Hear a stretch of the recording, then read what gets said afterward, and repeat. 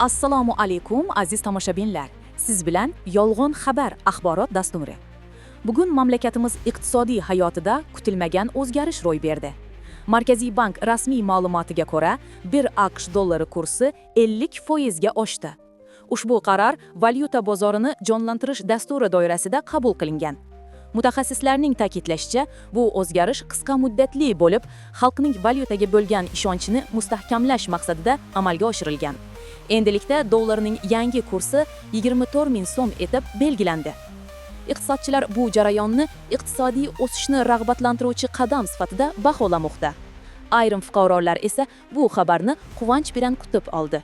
Ba'zilar esa hazil tariqasida telefonim fonida 100 dollarlik surat bor edi, demak men ham boyib qoldim deya kulishmoqda. Shuningdek, ayrim ekspertlar bu holatni iqtisodiy psixologiya bilan bog'lab, pulning tabiiy o'sishi deb atamoqda. Ammo aziz tomoshabinlar, bu xabar haqiqat emas. Bu Yolg'on xabar dasturining satirik chiqishidir. Ishonmang, lekin kuling. Agar sizga bu yangilik yoqqan bo'lsa, videoga like bosing. Izohlarda men ham boyib qoldim deb yozing va kanalimizga obuna bo'lishni unutmang. Siz bilan edi Yolg'on xabar.